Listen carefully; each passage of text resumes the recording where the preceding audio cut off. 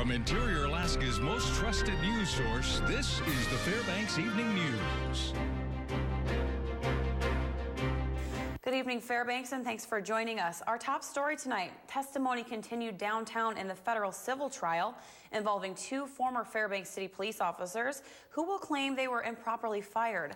The case dates back to 2008 when former Lieutenant Doug Wharton and Officer Al Hutton were seeking compensation for lost wages and benefits as well as punitive damages. They argued they were dismissed in retaliation for going to former Fairbanks City Mayor Terry Sturl in 2008 to talk about workplace safety, union business, and nepotism in the department.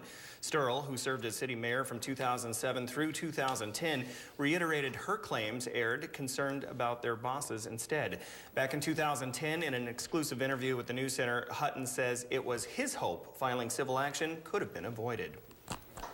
Now, also taking the witness stand for the defendants were former Fairbanks Police Chief Dan Hoffman and current Deputy Chief Brad Johnson.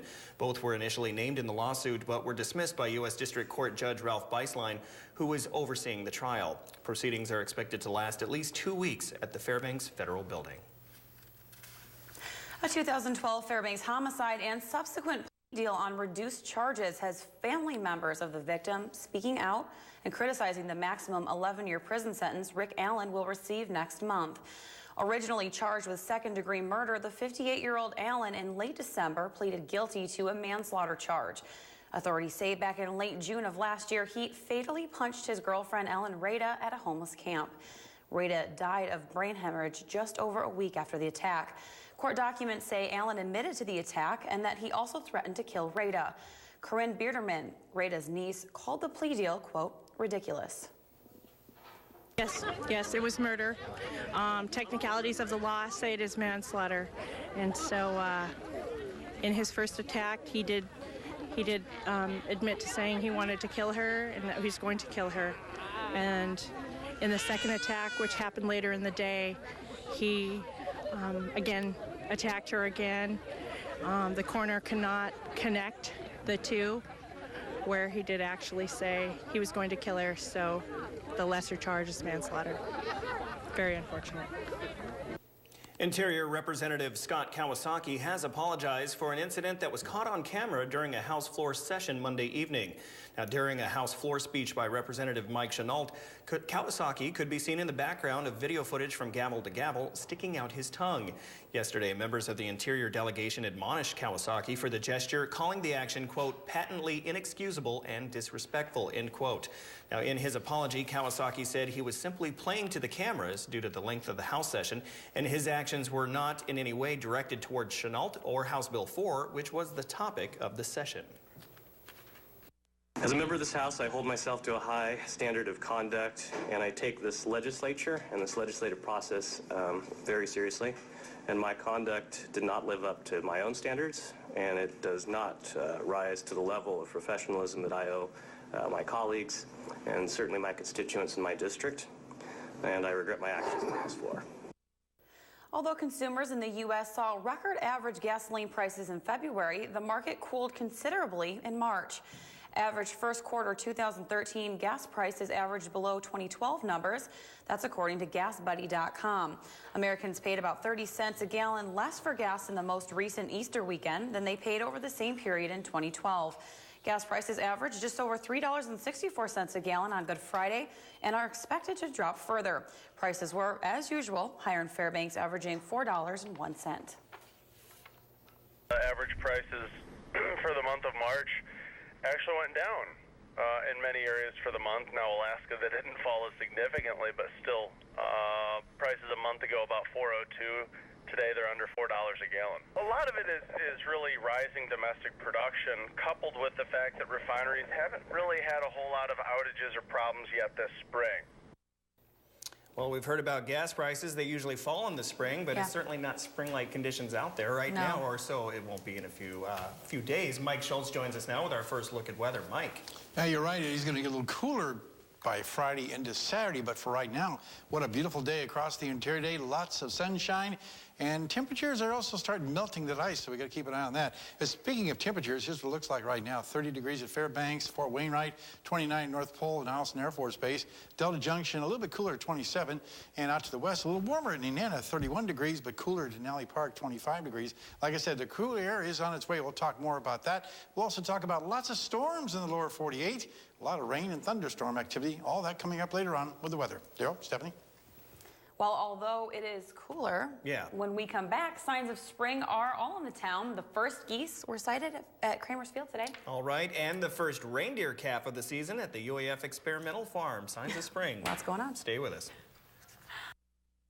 This edition of the Fairbanks Evening News is brought to you by Northland Hearing Services, Spadard Builder Supply, Usabelli Coal Mine, and by First National Bank of Alaska. And welcome back. This morning around 10 a.m., Creamer's Field welcomed back some special guests. 3 geese were sighted by wildlife biologists at the field. Now, the long-awaited return of the geese marks by many the beginning of spring for the interior and has been a tradition for many years. Just yesterday, graders and snowblowers from the airport were busy clearing snow in preparation for the arrival. Creamer's Field employees say the seed has yet to be laid, but now the birds have landed. That will happen soon.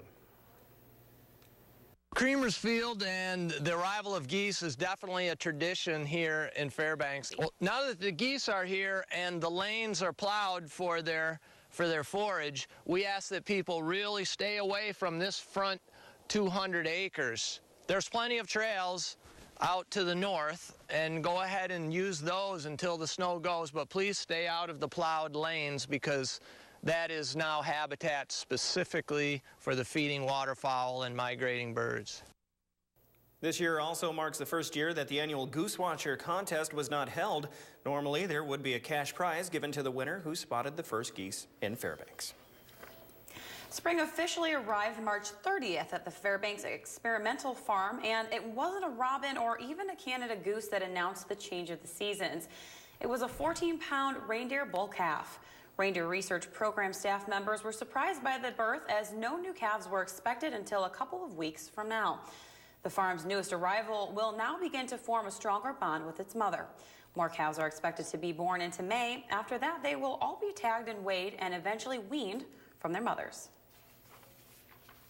Yeah, so we usually give them a couple days before we go and weigh and tag them. That way the bond between the cow and the calf has formed and it's very strong. After that, they're pretty much good to go. They're not gonna, I mean, they will push other calves around, but once the calves get a lot bigger, you'll see multiple calves nursing from one cow, even though she only has one calf, so. The reindeer farm is expecting more births this weekend. However, they caution if you come out to view, please remain on the side of the road parallel to the botanical gardens. Do not bring any dogs as they could disturb the birth process. Reductions in spending have been affecting military members and missions here in interior Alaska and across the nation. The Army is now scheduled to hold listening sessions at different installations to hear what the public thinks about force reductions this month. The areas that will hold the sessions are the most likely to feel the impacts, and all of USARAC, including Fort Wainwright, is included. The Army will cut approximately 80,000 soldiers by 2017 and could reduce from 45 brigade combat teams to potentially as few as 32. No decision has been made yet on how to reduce Army strength to 490,000. Continuing on that topic, sequestration and furloughs are 2 words that have been in the headlines when it comes to our military and federal employees. On Monday, a meeting was held to help answer some questions that the civilian employees had regarding to the 2 topics, and many more were left unanswered as well. Lisa Murkowski at a meeting held Monday discussed the subject of sequestration and the furloughs with the federal employees. We can ding the federal employees. It's okay to go ahead and freeze their pay. It's okay to go ahead and freeze those positions. And yet the expectation from the public is, well, that work is all going to continue. Many of the employees feel the uncertainty is hard to bear. It's sad that you live so uncertainly every day when you're just trying to serve your country or have already served your country and want to continue to serve your country and take care of the service members here in the Fairbanks area. Another question asked by audience members was the long wait for retirement benefits. Many retirees prepping to exit their service have to wait months to receive any type of payment or benefits. and 10 months is about average right now, which is absolutely, positively unacceptable. Now, although there were many questions about the furlough, budget issues, and future for the employees, many were still left unanswered. We're going to be able to reduce and delay, but not eliminate eliminate the furloughs. The Secretary has indicated that the Pentagon is still going to be about $22 billion short for FY 2013. And in his words, he says, this means we're going to have to prioritize, make some cuts, do what we've got to do.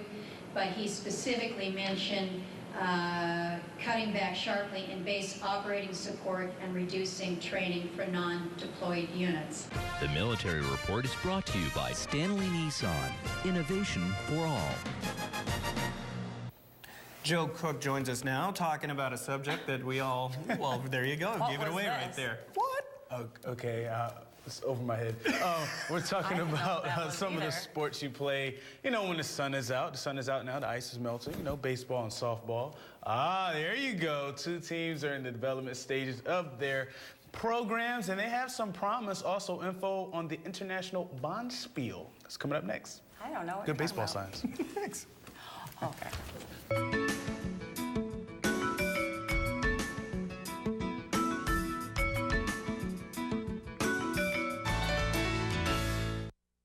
Hello, Interior Sports fans. Joe Cook back in the sports seat for you this evening. Hope you're having a good day.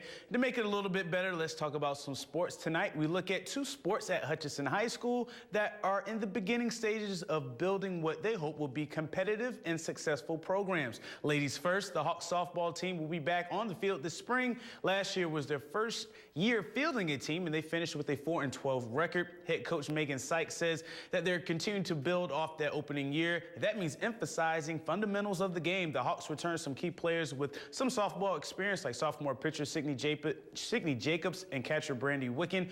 The big addition this year could be the basketball players like Kiana Edwards, who is also coming back, but brings Vanessa Hastings and Courtney Klein with her. Edwards feels that this team has more experience and ability. Only 4 wins last year, but this team, I think we're gonna go pretty far with this team. So much more skill level. Like, some people, like, they know the basics of it, so we don't have to go over that a lot. And we have a lot of skill. And the Hutchinson Hawks baseball team will be embarking on a brand new endeavor themselves. This will be the first year that the Hawks will have a baseball team. It was a little crazy at first in regards to interested players. For instance, about 35 kids signed up, but only 11 showed up for tryouts. But when it comes to anything, you have to work with what you got. A lot of what first-year head coach Tyler Walters has been establishing has been figuring out which players can play the positions, getting to know his players' strengths and weaknesses, and really getting to know them and Fairbanks. Walters got here in October. Coach Walters does have some experienced players like Michael Benson, a Hawks basketball player who played for Allison's baseball team last year. The most important thing for this first-year baseball program is developing those sound fundamentals.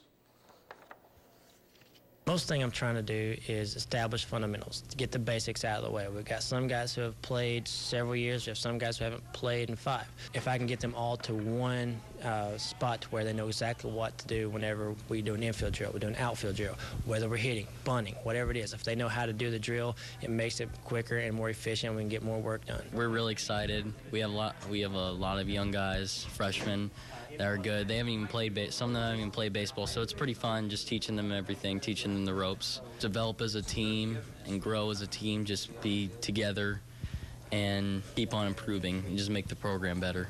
Last year, some of them had to travel to a different school to try and play, and this time they actually have one they can be proud of, one they can call their own. So every day they're out there, they're wanting to listen, they're wanting to get better, they're working together, having fun. The emotions are up, the tempos are up, their morale is very well. We're doing really well, so they're happy to be here, and I enjoy coaching them. Now, if you grew up reading comics and watching superhero cartoons like I did, you can channel your inner nerd and geek out in a local sporting event. The 78th International Bonspiel starts tomorrow evening at the Fairbanks Curling Club. This year's theme is superhero. Dressing up in your favorite superhero costume is encouraged. You won't see me in Spider-Man tights, so don't worry, you guys. This event is free and open to the public. Opening ceremony starts at 6:15 on Thursday, and the first games are at 7. Curlers are coming in from Whitehorse, Seattle, and Anchorage. There are 25 teams and 10 women's teams. Ages of the curlers go from 16 to 70, but there is a juniors curlers boys and girls teams as well. There will be live music Thursday through Saturday, drink specials all weekend, and a banquet on Sunday night. And for all the Arctic Man fans and those planning to travel to the Summit, Alaska area next week, there are about 50 parking spaces left, already a near sellout. After Friday, it will be a first-come, first-served basis. But for more information, just go to arcticman.com. I have an interview with the director, Howard Thies, next week talking about this year's Arctic Man competition. And that'll do it for sports tonight. Thanks for rocking with me for a little while. For more KTS Sports, you know where to go: Twitter, YouTube, website11.com, and our mobile app. Stay cool, Alaska. Mike Schultz has your full weather forecast coming up next, and we'll catch you next time. Hello, everyone. Welcome back in the Fairbanks Evening News. Mike Schultz with you once again for a look at weather. And as always, starting off with our photograph. This is a beautiful photograph sent in by Debbie Dean. It's Broad Valley. I'm not quite sure where that's located, but it's a beautiful shot there. Beautiful blue skies and mountains there. If you have a photograph, by all means, send it to Mike Schultz at KTVF11.com. We'll share it with the rest of the audience. Here's our numbers for this time of year. The normal high 35, normal low 9, right about where we should be. Record high 57, 1994, 50 years earlier, 1944, down to 31 below. Sunrise exactly at 7 o'clock this morning, and it sets this evening at 8:53, giving us 13 hours and 53 minutes of daylight, a gain of 7 minutes from yesterday. Here's our satellite picture for today. A few more clouds moving in, mainly across the southeastern sections and over the southwest part of the state. As you can see, Fairbanks looking pretty good right now. We're expecting some cooler air coming in from Canada, and we'll talk more about that later on in the forecast. As far as what's going on across the rest of the state, clouds over southeast Alaska, but no precipitation. Cloudy skies around Kodiak, nice day in Anchorage. Some showers around Cold Bay. Cloudy skies at Nome, 29, 1 below at Barrow, and Fort Yukon, 21 above with lots of sunshine. Lower 48 weather, rain has returned to the Seattle area. Some showers there, more thunderstorms and showers across parts of Texas, all the way across the Gulf Coast states. On the satellite and radar, you can see a real big mass of moisture moving across Texas, Oklahoma, and that's bringing some pretty heavy rain and violent thunderstorms, some of those possibly producing tornadoes. Our next system moving across the Pacific Northwest. This storm system tomorrow is going to bring severe weather to mainly Florida and the Alabama and Georgia area all the way up the coastline. So we have to be looking for that, for flooding, wind damage, and large hail. And the overall jet stream, once again, actually dropping down. It was a little further to the north yesterday and dropped down a little bit by this weekend and bring, again, a westerly to easterly flow across much of the northern half of the country. Well, back to Alaska for tomorrow. Sunny skies for northern sections for Barrow and Fort Yukon, partly cloudy in Nome. Here in the interior, nice weather once again, lots of sunshine for Fairbanks and Healy. Over southeast Alaska, we'll be looking at sunny skies at Juneau, mostly cloudy skies for Ketchikan, and over the southwest part of the state, it looks like mostly cloudy at Bethel, a little rain in Cold Bay, and rain and snow for Kodiak, so not quite out of the winter type situation there. Over south central sections, mostly sunny for Anchorage, partly cloudy skies in Homer and Valdez. And as far as our weather for this week, for the kids' weather, we're talking about with our kids from Ann Ween Elementary School. As you can see, we're looking tonight with a young lady, and she has a weather question for me in Athabascan. And this is my weather question for the weatherman in Athabascan. Ne, da, da, ta, ka means when will it rain? I can't answer it in Athabascan, but I can tell you for the long-range outlook, not warm enough for rain yet. Still looking at any kind of precipitation will be right around the rain-snow lines. We'll have to keep an eye on that. Again, thanks to Mount McKinley Bank for sponsoring our weather. Tomorrow night, the teacher will be here with a weather fact. Here's your forecast for the remainder of the night. 10 degrees the overnight low. Skies will be mostly clear with cool temperatures. Tomorrow's forecast, 35, a repeat performance from today, and the extended forecast. There's the cool temperatures on Friday and Saturday, but then a rebound by Sunday, Monday, and Tuesday with mid-30s expected. Overnight lows will still be a little chilly at times, especially on Friday and Saturday. But again, those will be recovering by next Sunday, Monday, and Tuesday, and no precipitation expected. So nice weather continues. Well, that's not too About terrible. 0? You know, yeah, I saw earlier that it looked like it was going to get extremely cold. So not I'll bad. take it. Not below 20s is 0. okay. We can work with that. Yeah, but still not good for the springtime sports, that's for sure. No. All right. That'll wrap up this edition of the Fairbanks Evening News. As always, we're glad you could join us. Tonight on NBC Nightly News, rising tensions between the U.S. and North Korea, the latest threat and the U.S. response. That's next with Brian Williams. And remember to check us out online at webcenter11.com, Facebook, Twitter, YouTube, and a whole bunch of other mobile stuff. We're going to leave you tonight with more of what's happening over there at the Reindeer Experimental Farm at UAF. From all of us here at the News Center, have a good night. See you back here at 11.